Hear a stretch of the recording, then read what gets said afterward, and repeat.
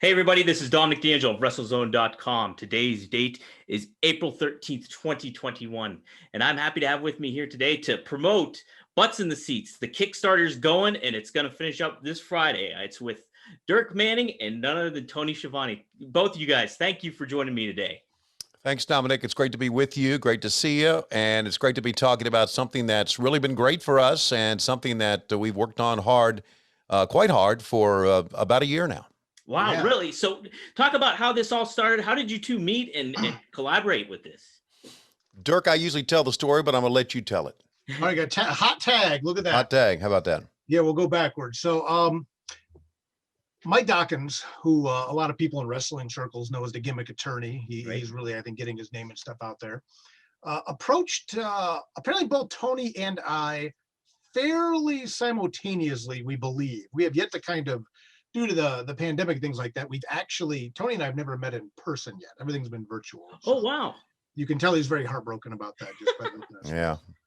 But no, bonded. But originally, I think Mike's plan was for me and Tony to meet at C2E2 this past year. And then I had a situation come up at the very last minute. First time in history I missed a show. So instead, Mike Dawkins gives me a call and says, hey, how would you feel about doing a graphic novel with Tony Schiavone? And I said, okay, well, yeah, let's have that meeting. So in the meantime, I come to find out that Mike was also very gently finessing Tony on this idea. And basically we got together, had a Zoom, because at that point, pretty much all live events shut down pretty short order, at least as far as Comic Cons went. We got a Zoom call. We talked about it. We outlined the book, and that was last March. So it's been about a year now, a year and change, if you can believe that we've been working on putting this whole fiasco together.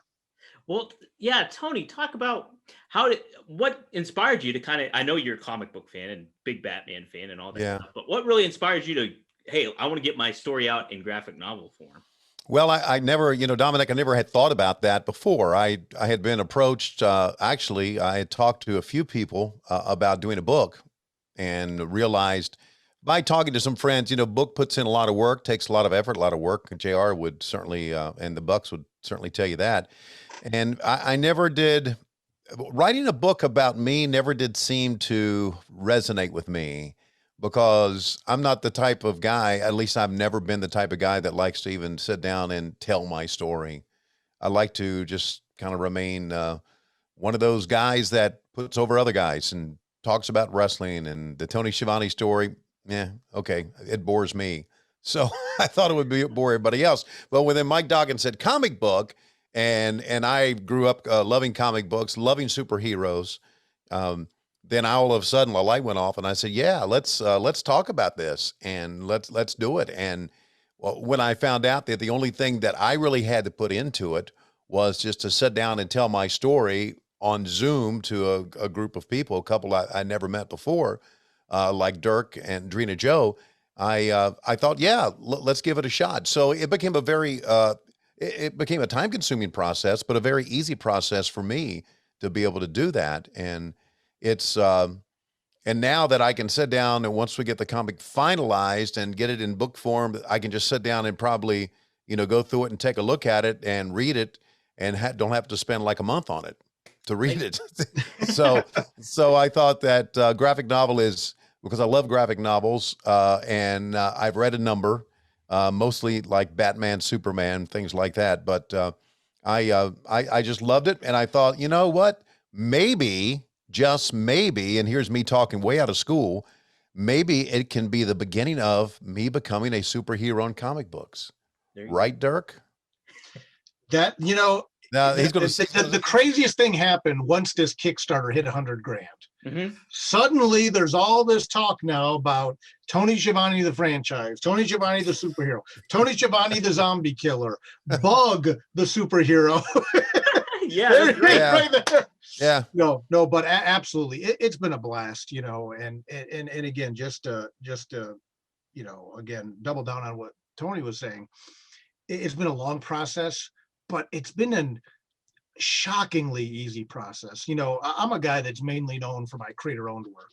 and on top of that, horror comics. So, all jokes aside about Tony's story being a horror story, maybe at certain times, it was, but it's been just like, talking to old friends, and, aside from doing these podcasts and things like that, it's getting to the point where it's like, gosh, every couple of weeks we were having these Zoom meetings to talk about different parts of the book that, I would go through and transcribe. And I'm almost to the point where I'm starting to miss our get-togethers, and do that, Yeah. So, We had a lot of fun. We really did. We bonded. We really did. We got along with each other, and I had a story to tell. My wife helped me tell the story, because the story, Dominic, is really about me. It's not really the entire Tony Schiavone story. It's kind of like, well, I hate saying that in third person. It's not really like my whole story. Mhm. It's my story starting from when I first remember wrestling and became a wrestling fan until now, basically. And that's what the story is about. And we don't really cover much of my family life. We cover a little bit. We cover how Lois and I met, and basically that's kind of it. So that's how it got all put together. And I'm really excited about. I've seen drawings. I've seen drawings with ink on it or color. Is the proper to call it ink now? Yeah. Some people do penciling, then inking, then coloring. Inking. Okay, so you still do inking. Okay. Yeah, a lot of people just do digital. So like, right. It just kind of like pre-inked in a way, or they pencil it, but then they show us the ink. But yeah, They right. refine it on that and stuff. Yeah. So anyway. Well, yeah, how's it been too? Like, you have several artists on the project too, right? It's like a little different, and writers as well. Well, one writer. Well, two if you count Tony. Yes, I'm the one writing the whole thing. We have an editor. Jeannie Joe's our editor on the book, so she kind of keeps us in line. We started the book with 10 artists for the 10 main chapters of the book, and then an 11th artist for the cover, Mariana Pascosta, for the main cover. Ringo Award nominated. Wow. Wow. So then, as the book grew on Kickstarter and we just started shattering stretch goals, we added 4 bonus stories. So that gave us 4 more artists.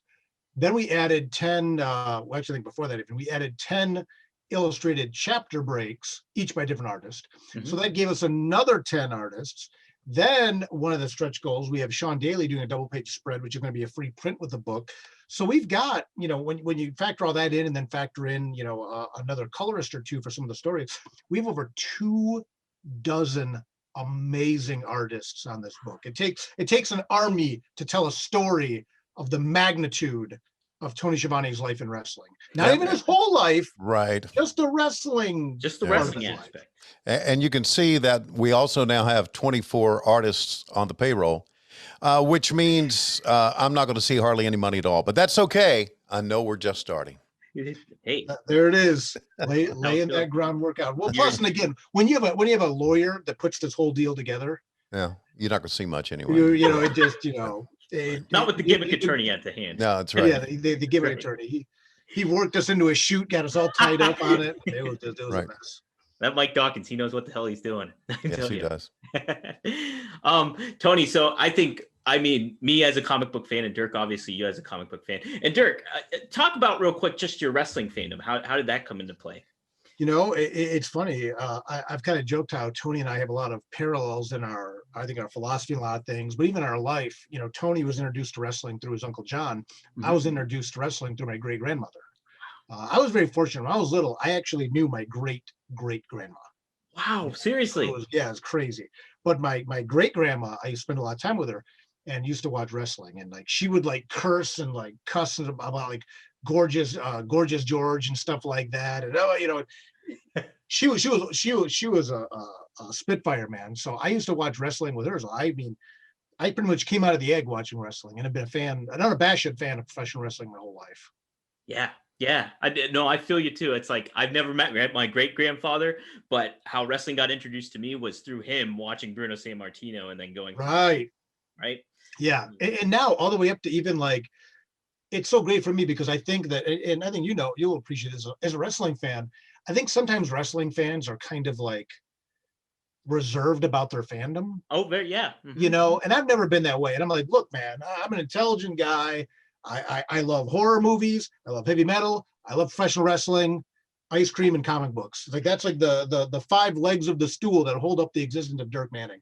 And so now even seeing like AEW, I think opening the doors again to a new level and a new access of fandom and is phenomenal. And people, it's getting cool to like wrestling again, or it's getting more accepted, which is I think it is. And like, Tony, talk about a lot of the, like, there you can see a lot of the comic fandom too. Like, I know Eddie Kingston's a big comic fan. Right. I know there's Cody Rhodes, obviously. Christopher Daniels, another one. Yep. Yeah, another big one. Mhm. Talk about how you relate to them from a comic book standpoint. Is there a lot you guys talk about and bullshit, whether it's DC, Marvel, anything like that? Yeah, we do talk about. There's a lot of discussion between me and Cody about Star Wars. Yes. There's a lot of discussion, believe it or not, between me and Lance Archer, big old Lance Archer, about Star Trek, because he's a big Trekkie. And Christopher Daniels and I talk a lot about comic books and about our favorite writers and our favorite comic books. Christopher gave me just recently, and I had not seen it before, the first volume of Batman Year One, not Batman Year One, Earth One. And so I bought the second one. I guess the third one's coming out this summer, and it had me. I went and bought Earth One for Superman's 1, 2, and 3. I believe that's what I got. I got them on Amazon. So we do discuss things like that a lot. And I'm going to be honest with you, Cody is really into this stuff a lot more than I am. Mhm. I've had a lot more years on him. Not as many years on Christopher Daniels as I have on Cody, but I have a lot more years on him. But he has, growing up, he read like Star Wars books. Yeah, all the books. He knows everything. And, we talk about Easter eggs that we had seen in like The Mandalorian, some of those Easter eggs, and maybe some of the Easter eggs that we've seen in WandaVision and things like that. So thank goodness for the internet. It has helped me also rekindle some of that as well. But there is discussion about superheroes because we're always into that. And I like to think, Dominic, that pro wrestlers, for many people, were superheroes as well. Mhm. And it was good against evil. And as a matter of fact, my wife and I are started to watch the Marvel Universe now again in order. We're watching in timeline order. Yes.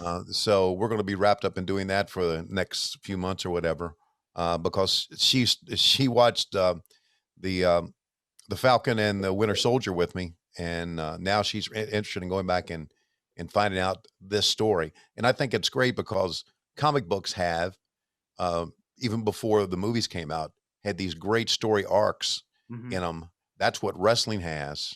That's what all great drama has. And I think that's why we love it so much, because it's drama, it's good against bad, it's superheroes, it's bad guys, and it's just all wrapped into one. And I think, and that's what blows me away. Conrad and I do this podcast, What Happened When. He doesn't like superheroes. He doesn't like comic books. He doesn't like science fiction.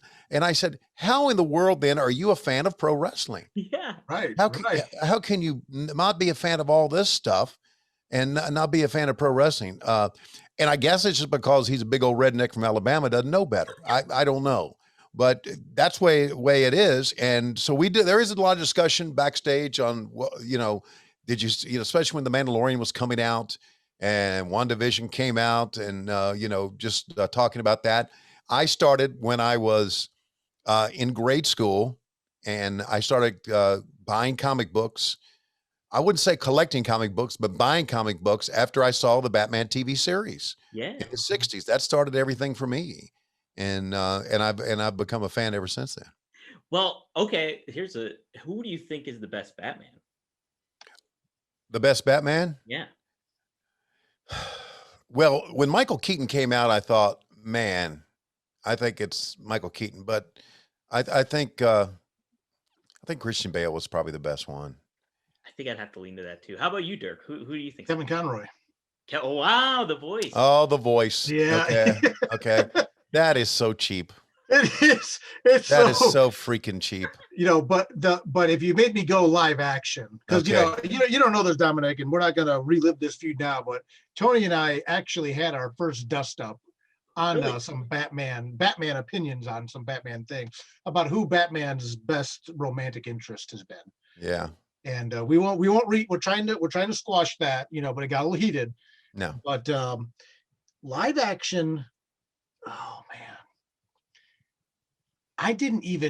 they all have most of them have their merits. I didn't even hate Ben Affleck as like the grizzled old pissed off Batman in Zack Snyder's Justice League. I thought he was great. And before that, but I think I might have to go Michael Keaton. As much as I like Christian Bale was good, but I think Michael Keaton, even though he can't bend his neck, he can't turn his neck. Right. That's an issue. Yeah. Well, he kind of started, not only him, but the entire crew started the Batman movie franchises. That's kind of started everything. Can you imagine if there was an internet back then, and then people would have found out Michael Keaton was going to be Batman?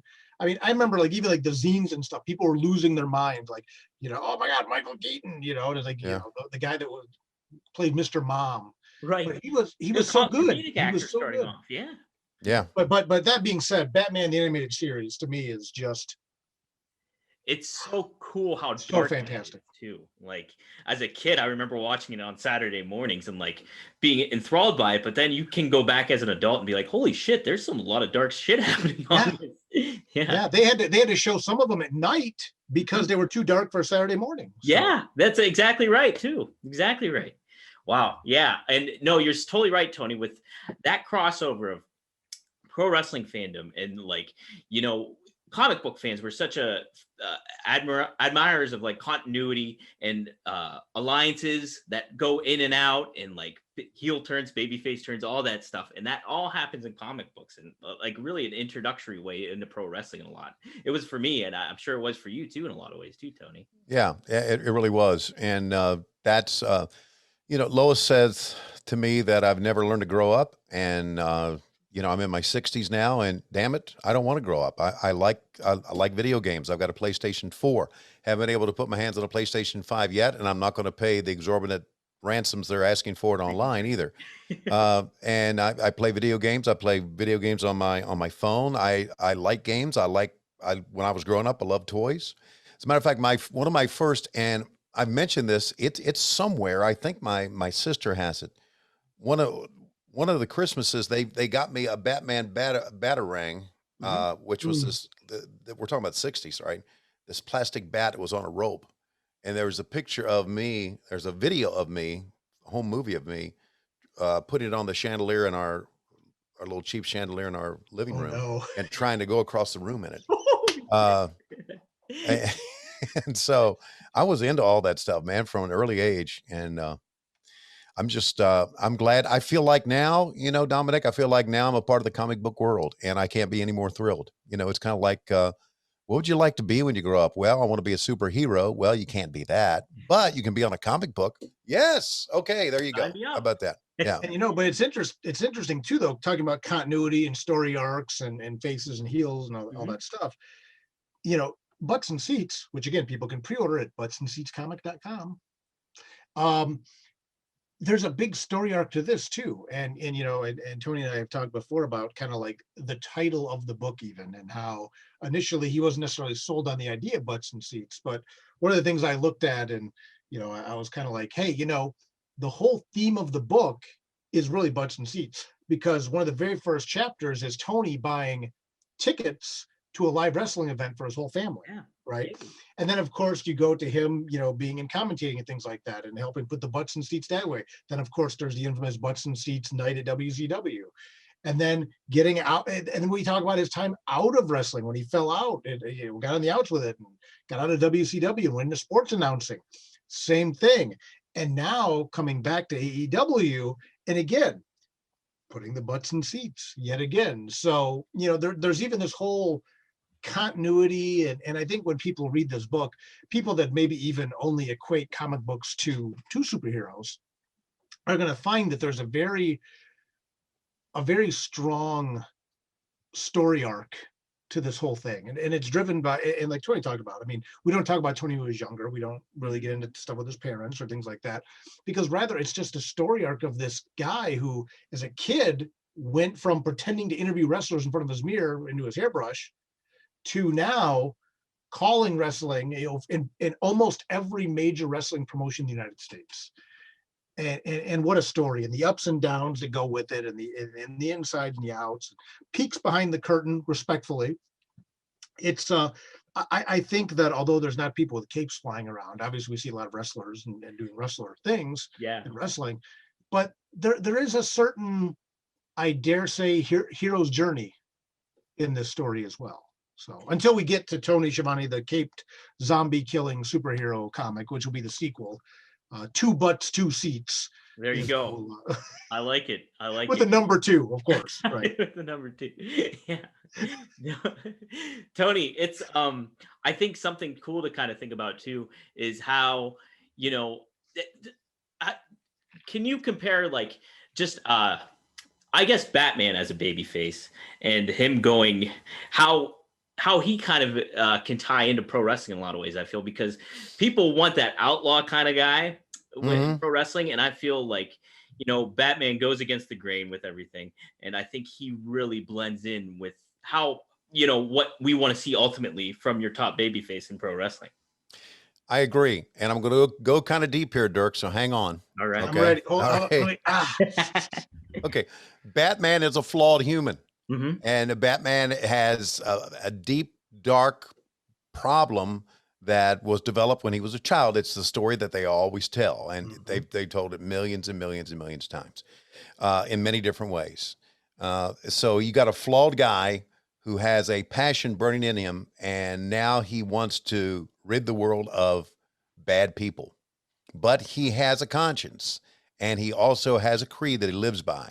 So even though he's flawed and even though he has this deep, dark character, he has certain standards. So even standards that Captain America doesn't have, right? Captain America's killed people, right? Yep. Okay. So you take that. Technically, Batman did too way early on, but we'll ignore that. Okay. Tell me that one then.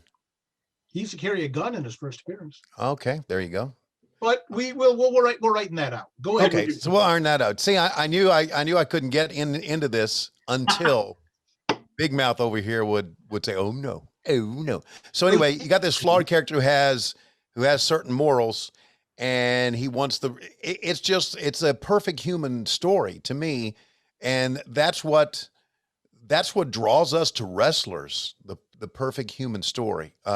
The wrestlers that you get, Dominic, the wrestlers that you really like are the ones that you understand their backstory, and the ones that can talk to you, and the ones that can talk to you and bring you into the arena. To me, when Chris Jericho and Cody had their match, first year of AEW, they had some sensational interviews that elevated that match. Same thing with MJF and John Moxley. They had sensational interviews that elevated the match. The guys who can talk are the guys, to me, who you can identify with, because you identify with their story. And that's the same thing with Batman. I just think that he's a flawed character that has certain guidelines he goes by. He's been very blessed to be rich and very blessed to be able to know what he does with his money. And so I can identify with all of that. Even to they used to say, Dominic, I don't know if it's even true anymore, but back in the old days, the best time to turn a heel babyface is when he's hottest as a heel. Yeah. And that's kind of like what Batman was become. He was like, he's this vigilante, and in our society, vigilantes, you shouldn't do that, but we like this guy and we identify with him. So, yeah. So Dirk, do you agree with all that, or is there something else you'd like to kibosh? No. In fact, I was comic just book checking. Snooty. No, I honestly, and I love comic books as a medium. I will say that I didn't come up reading superhero comics, although obviously I'm very familiar with superheroes. I was just checking real quick because Drina Joe, our editor on this series, is a huge DC historian. Wow. And if I said that Batman had a gun in his first appearance and he did not, you can rest assured, Tony, that any wrath you wish to give me will be minute compared to the terror that Drina Joe will rain down upon me Yeah, I'll just step out of that one. Let her take care of Right, it. if that was not accurate. But no, Yeah. no, I think you're exactly right. And the Venn diagram between superheroes and wrestling is huge. It's, You know, yeah. the crossover, the overlap is not that better, Tony. Sorry. Venn diagrams. I promised you Okay. last time I wouldn't say Venn diagram, and I busted it out again. Sure did. No, the Put it all in. overlap. Yeah. I'm going all in on that one. No, the overlap is huge. And, you know, I mean, especially now in a day and an age where, for better or for worse, people recognize that the characters or the personas that people demonstrate in the wrestling ring are perhaps not them in real life. I think it adds an extra level of appreciation to the dramatic narrative and the creative storytelling narrative that we can do. You know, and there's a very famous video out there on YouTube, Wrestling Isn't Wrestling.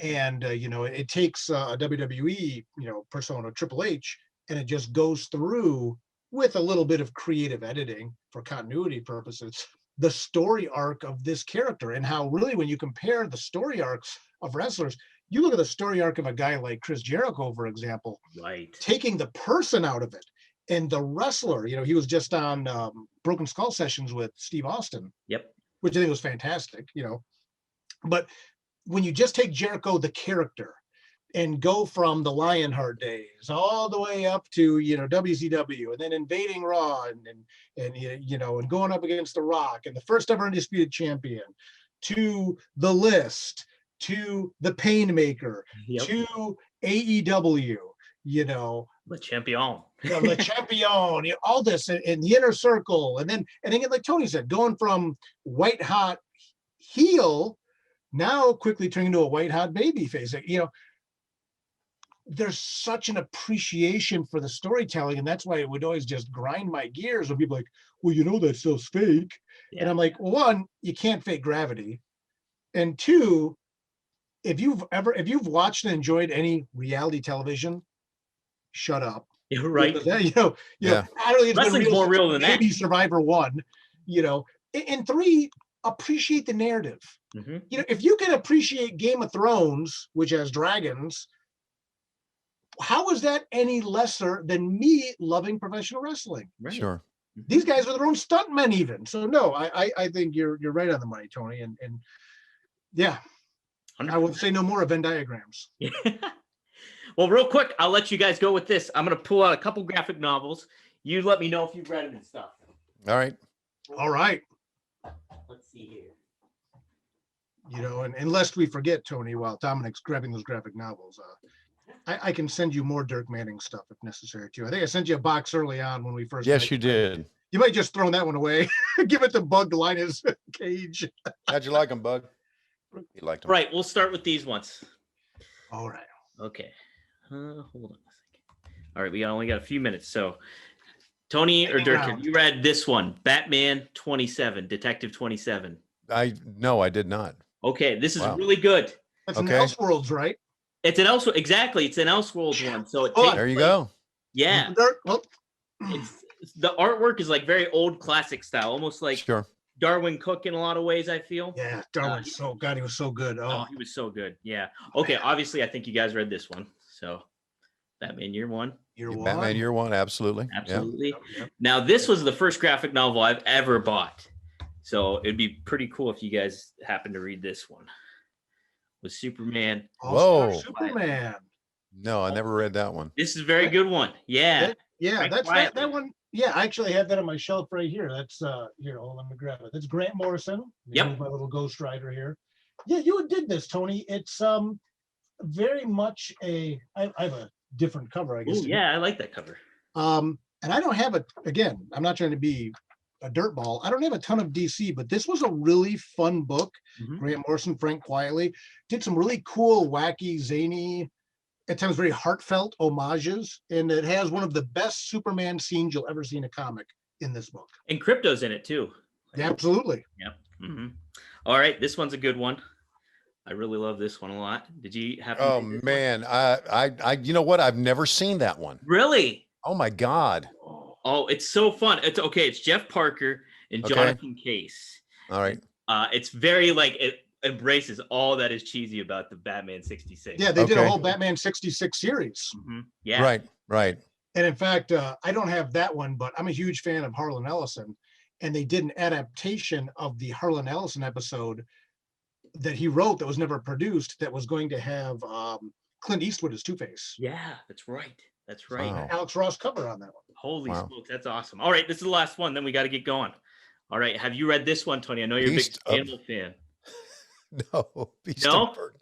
No. The Burden. Okay, this is Okay. That's a fantastic. That is Evan Dorkin and Jill Thompson did volume Wow. one. Mhm. See, Tony, this is why you pay me the big bucks. Yeah, I know. There's a lot that I have not read.